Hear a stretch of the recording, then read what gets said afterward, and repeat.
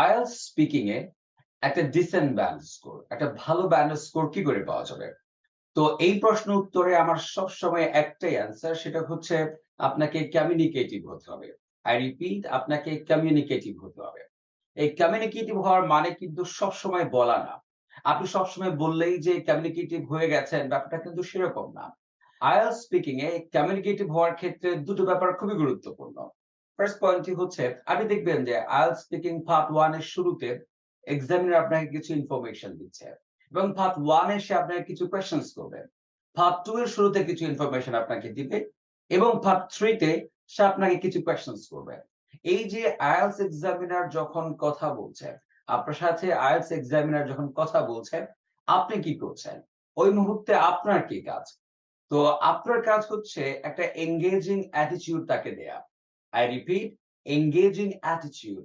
এর মানে হলো আইএলটিএস এক্সামিনার যখন কথা বলছে, আপনাকে একটু ফেশিয়াল এক্সপ্রেশন, একটু বডি ল্যাঙ্গুয়েজ, আই কনট্যাক্ট, মাঝে মধ্যে একটু yes, no, right, excellent, super, right, I agree, এই ধরনের ডিসকোর্স মার্কার্স গুলো ব্যবহার করে তাকে বোঝাতে হবে যে আপনি আইএলটিএস এক্সামিনার যা বলছে আপনি তা বুঝতে পারছেন।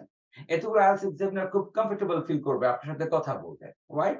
তো এই ব্যাপারটা খুবই গুরুত্বপূর্ণ। আর সেকেন্ড পয়েন্টটা হচ্ছে টু দ্য পয়েন্ট আপনাকে অ্যান্সার করতে হবে। তো এক্ষেত্রে দেখা যায় স্পেশালি পার্ট 3 তে আপনি দেখবেন এক্সামিনার কোন একটা কোয়েশ্চেন করার আগে একটা কনটেক্সটে দাঁড় করাবে। সে একটা সিচুয়েশন দাঁড় করাবে, একটা সিনারিও আপনাকে দিবে।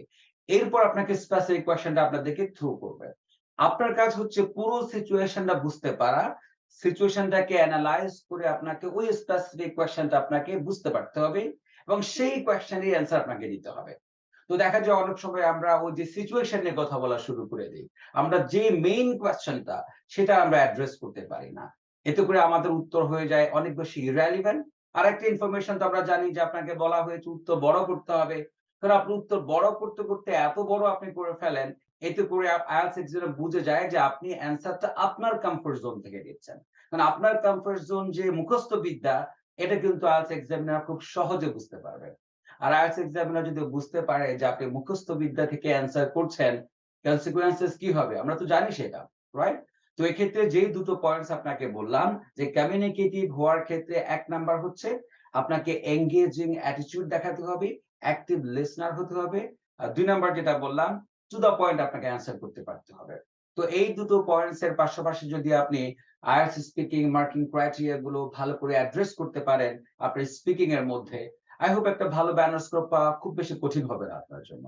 তো দেখা হবে আপনাদের সাথে অন্য কোনো একটা ভিডিওতে। ভালো থাকবেন। সালামু আলাইকুম।